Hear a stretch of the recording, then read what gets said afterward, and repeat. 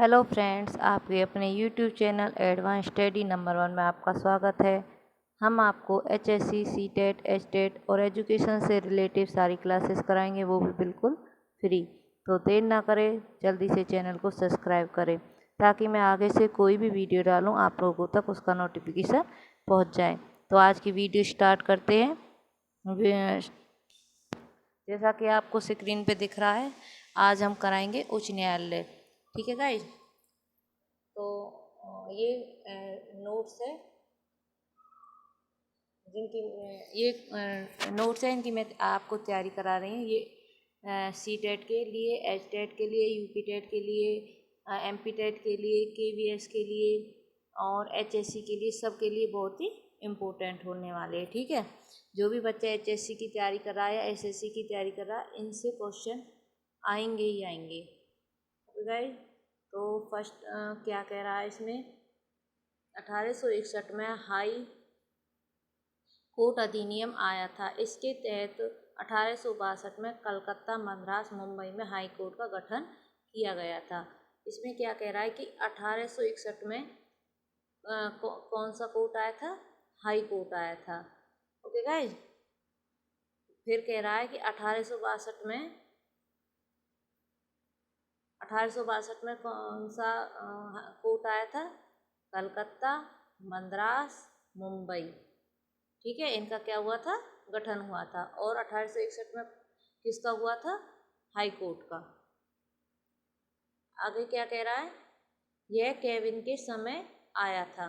High court किसके समय हुआ था? केविन के समय में। आगे ये इम्पोर्टेंट क्वेश्चन है। हाई कोर्ट का वर्णन संविधान के भाग किसमें है? 6 में। ठीक है। इनको नोट्सों को ध्यान से नोट कर लेना, क्योंकि यहाँ से क्वेश्चन हर बार पूछे ही जाते हैं किसी ना किसी पेपर में। तो ध्यान से नोट कर लेना या स्क्रीनशॉट ले लेना। ओके बच्चों। आगे क्या कह रहा है? यह अनुच्छेद 214 से 231 तक इसमें हाई कोर्ट का वर्णन है। भाई भाग क्या है? भाग कौन से में है? 6 में। और अनुच्छेद कितने से कितने तक है? 214 से 231 तक। वो पूछेगा कि हाई कोर्ट का वर्णन कौन से भाग में है, तो आपको क्या लगाना है? भाग 6 में। अगर पूछा जाए कि हाई कोर्ट का वर्णन कौन से अनुच्छेद में है, तो आपको क्या लगाना है? 214 से 331 तक। Okay guys. Next question. अनुच्छेद 214 कहता है कि भारत के प्रत्येक राज्य के लिए और एक केंद्र शासित प्रदेश के लिए एक हाई कोर्ट होना चाहिए। देखो, जो अनुच्छेद 14 है ना, उसका कहना क्या है कि किसी भी राज्य और केंद्र प्रशासित राज्य के लिए क्या होना चाहिए? एक हाई कोर्ट होना चाहिए। ये किस में कहा गया है? अनुच्छेद 214 में। आगे क्या कह रहा है? अनुच्छेद 216 में हाई कोर्ट के गठन की बात की गई है। क्या की गई है? 216 में हाई कोर्ट के गठन की बात की गई है। और अनुच्छेद 214 में किसकी बात की गई है? कि राज्य और केंद्र प्रशासित जो राज्य है उनके पास क्या होना चाहिए? एक हाई कोर्ट होना चाहिए। इसका वर्णन किस में किया गया है? संविधान के भाग 6 में। और कौन से अनुच्छेद से? 214 से 213 तक। और हाई कोर्ट का गठन कब हुआ था? 1861 में। यहाँ तक समझ में आ गया होगा। तो आगे चलते हैं। और एक किसके समय में हुआ था इसका गठन? कैनिंग के समय में। तो कितने क्वेश्चन बन गए? 1 2 3 4 5 6 7। Okay guys. नेक्स्ट आगे देखते हैं। देखो आगे क्या कह रहा है? अनुच्छेद 206 में हाई कोर्ट के गठन की बात की गई है। किसमें की गई है? अनुच्छेद 216 में। अनुच्छेद 231 में कहा गया कि 2 या 2 से अधिक राज्यों के लिए या एक राज्य और एक केंद्र प्रशासित प्रदेश के लिए एक हाई कोर्ट भी होना हो सकता है। देखो अनुच्छेद 231 क्या कह रहा है कि दो या दो से अधिक, मतलब कि दो राज्य या दो से अधिक राज्यों के पास, या एक राज्य और एक केंद्र प्रशासित राज्य। ठीक है, देखो एक राज्य और एक केंद्र प्रशासित प्रदेश के लिए क्या होना चाहिए, हाई कोर्ट होना चाहिए। देखो शुरू से बताती हूँ किस किस के लिए होना चाहिए। दो या दो से अधिक राज्य हो, या फिर एक राज्य और एक केंद्र शासित प्रदेश हो, उसके लिए क्या होना चाहिए, एक हाई कोर्ट होना चाहिए। आगे, दिल्ली एकमात्र ऐसा केंद्र शासित प्रदेश है जिसके पास खुद का क्या है, हाई कोर्ट है। भाई दिल्ली एकमात्र क्या है, ऐसा एकमात्र केंद्र शासित प्रदेश है जिसके पास अपना क्या है, हाई कोर्ट है। यहाँ तक समझ में आ गया होगा। आगे देखते हैं आगे क्या कह रहा है।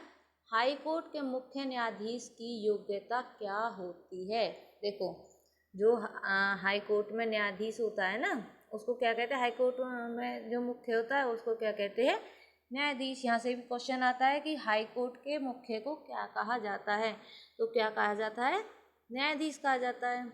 तो वो पूछ रहा है उसकी क्या क्या योग्यता होनी चाहिए। देखो एक तो वो 10 वर्ष तक हाई कोर्ट के वकील रह चुके हो, रह चुके हो, हाई कोर्ट के वकील रह चुके हो, या 10 वर्ष तक न्यायिक पद पर रह चुका हो।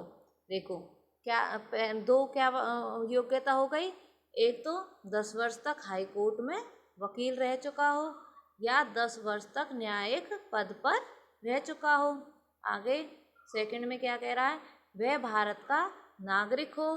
क्या होना चाहिए, भारत का नागरिक हो। वह पागल व दिवालिया ना हो। ओके, आगे क्या कह रहा, वह किसी भी लाभ के पद पर आसीन न हो। लाभ का मतलब है किसी भी सरकारी पद पर ना हो। आगे हाई कोर्ट के मुख्य न्यायाधीश की नियुक्ति कौन करता है, कौन करता है गाइस, राष्ट्रपति। हाई कोर्ट का जो मुख्य न्यायाधीश होता है उसकी नियुक्ति कौन करता है, राष्ट्रपति। तो यहाँ तक समझ में आ गया होगा। आगे देखते हैं, देखिए राष्ट्रपति हाई कोर्ट के मुख्य न्यायाधीश की नियुक्ति करता है, ये आपने आगे भी पढ़ा है।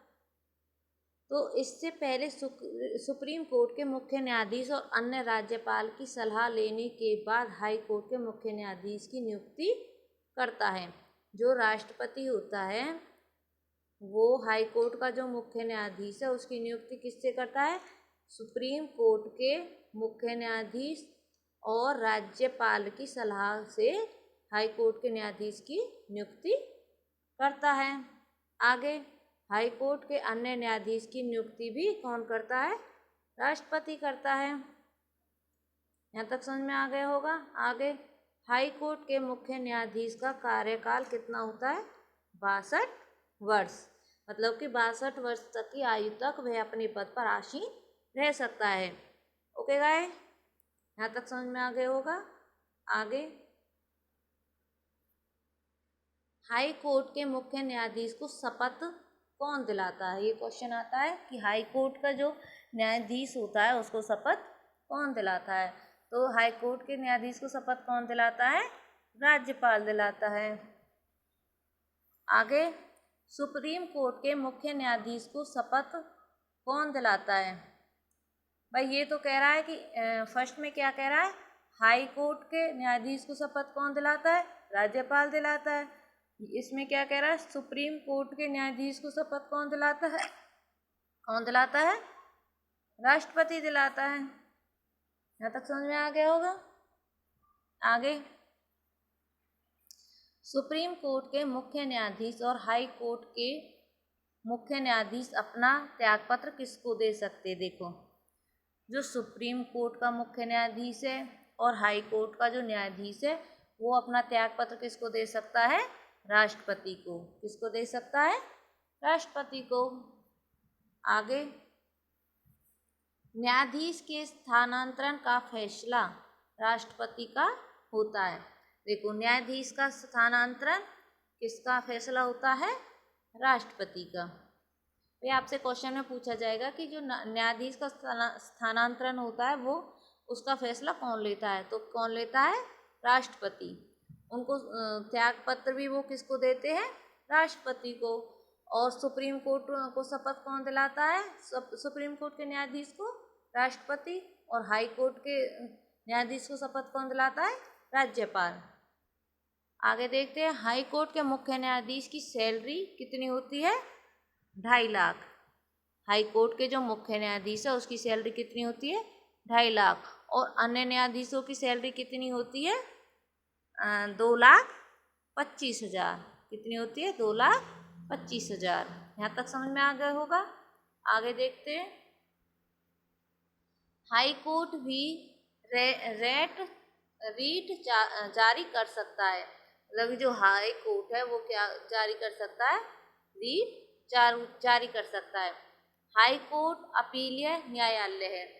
हाई कोर्ट क्या है? अपीली न्यायालय है, क्योंकि जब निचले जो न्यायालय उनको पर फैसला नहीं हो पाता है तो हम हाई कोर्ट में क्या करते हैं? अपील करते हैं। ठीक है। उत्तर प्रदेश का हाई कोर्ट कहाँ पर है? इलाहाबाद में है। आपको क्वेश्चन में पूछा जाएगा कि उत्तर प्रदेश का हाई कोर्ट कहाँ पर है, तो आप क्या लगाओगे? इलाहाबाद में है। आगे, अब ये कुछ हाई कोर्ट है, उनके नाम है, इनको अच्छे से याद कर लेना, स्क्रीनशॉट ले लेना। ओके, आगे देखते हैं, छत्तीसगढ़ का हाई कोर्ट कहाँ पर है? बिलासपुर में है। भाई, छत्तीसगढ़ का जो हाई कोर्ट है वो कहाँ पर है? बिलासपुर में। असम का हाई कोर्ट कहाँ पर है? गुवाहाटी में। गुजरात का हाई कोर्ट कहाँ है? अहमदाबाद में। केरल का हाई कोर्ट कहाँ पर है? पूर्वाकुलम में। और मध्य प्रदेश का हाई कोर्ट कहाँ है? जबलपुर में। उड़ीसा का हाई कोर्ट कहाँ है? कंटक में। राजस्थान का हाई कोर्ट कहाँ है? जोधपुर में। और उत्तराखंड का हाई कोर्ट कहाँ है? नैनीताल में। स्क्रीनशॉट ले लेना। ओके, आगे, डिस्ट्रिक्ट कोर्ट जिसको क्या कहते हैं? जिला पंचायत। डिस्ट्रिक्ट कोर्ट को क्या कहते हैं? जिला पंचायत। का मुखिया कौन होता है? न्यायाधीश होता है। कौन होता है? जिला न्यायाधीश। ओके, आगे, जिला न्यायाधीश की नियुक्ति कौन करता है? राज्यपाल करता है। जिला न्यायाधीश की नियुक्ति कौन करता है? राज्यपाल। सलाह हाई कोर्ट के मुख्य न्यायाधीश से लेकर, किसकी सलाह से? जो हाई कोर्ट का कौन होता है? मुख्य न्यायाधीश होता है, उसकी सलाह से किसकी नियुक्ति करता है राज्यपाल? जिला न्यायाधीश की। आगे समझ में? भाई, जिला न्यायाधीश की नियुक्ति राज्यपाल करता है, परंतु किसकी सलाह पर? हाई कोर्ट के मुख्य न्यायाधीश की सलाह पर। आगे, मुख्य न्यायाधीश की नियुक्ति राज्यपाल करता है, और हाई कोर्ट के मुख्य न्यायाधीश राज्य लोकसभा आयोग के से सलाह लेकर। जो मुख्य न्यायाधीश की नियुक्ति कौन करता है? राज्यपाल करता है। और हाई कोर्ट के किसकी सलाह पर? हाई कोर्ट के मुख्य न्यायाधीश और राज्य लोक सेवा आयोग की सलाह से करता है। देखो, समझ में आ गया होगा? नहीं आया? शुरू से बताते। देखो, जो अन्य न्यायाधीश होते हैं ना जिला अदालत में, तो उनकी नियुक्ति इसकी राज्यपाल करता है, परंतु किसकी सलाह से करता है? हाई कोर्ट के मुख्य न्यायाधीश और राज्य लोक सेवा के आयोगों के सलाह पर। जैसे पहले में किया गया है कि जिला न्यायाधीश की नियुक्ति कौन करता है? राज्यपाल। इसकी भी राज्यपाल करता है। इसमें तो फिर इसमें हाई कोर्ट के मुख्य न्यायाधीश की सलाह ली जाती है, और इसमें हाई कोर्ट के मुख्य न्यायाधीश भी और किसके? राज्य लोक सेवा आयोग की भी। यहाँ तक समझ में आ गया होगा। आगे देखते हैं, जिला न्यायाधीश की शपथ राज्यपाल दिलाता है। देखो, जो जिला न्यायाधीश होता है उसको शपथ कौन दिलाता है? राज्यपाल दिलाता है। वही उसकी क्या करता है? नियुक्ति करता है और यही उसको शपथ दिलाता है। राज्यपाल ना हो तो राज्यपाल द्वारा नामांकित व्यक्ति शपथ दिलाता है। ओके, आगे लोक अदालत, इसका गठन आपसी झगड़ों को निपटाने का उद्देश्य होता है। अगली है लोक अदालत, इसका उद्देश्य क्या होता है? आपसी झगड़ों को निपटाने का उद्देश्य। आगे पहली लोक अदालत कहाँ पे खुली थी? यहाँ से क्वेश्चन आएगा जरूर। पहली लोक अदालत कहाँ पे खुली थी?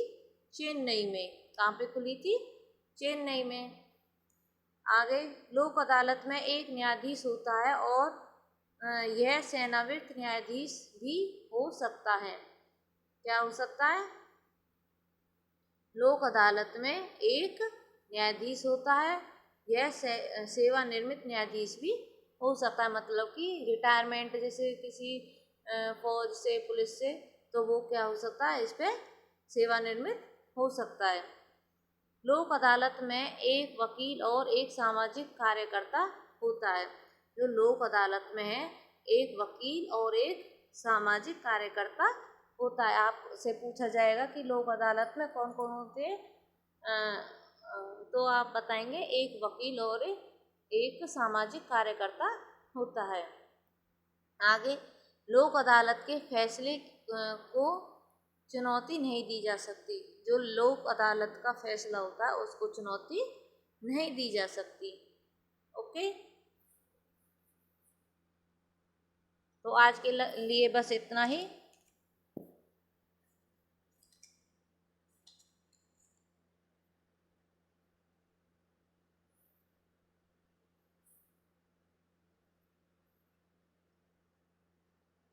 तो आज की वीडियो आपको कैसी लगी कमेंट सेक्शन में ज़रूर लिखना। कमेंट करके हमको ज़रूर बताना और चैनल को सब्सक्राइब करना। वीडियो अच्छी लगे तो अपने दोस्तों में शेयर करना और लाइक करना बिल्कुल मत भूलना। तो अगली वीडियो बहुत जल्दी लेके आने वाली हूँ। और आपकी सफलता ही हमारी सफलता है, क्योंकि देश से हमें क्या मिटानी है? बेरोजगारी। और यह आपकी और हमारी मेहनत से ही मिट सकती है। हम चाहते हैं कि गरीब से गरीब बच्चा HSC और HTET को क्लियर करे, क्योंकि ये बहुत हार्ड होते हैं। इसलिए हमने बहुत अच्छे नोट्स बनाए जहाँ से क्वेश्चन हर बार पूछे ही जाते हैं। तो अपनी तैयारी हमारे चैनल से करें और अपने टेस्ट को क्लियर करें। तो बाय गाइस।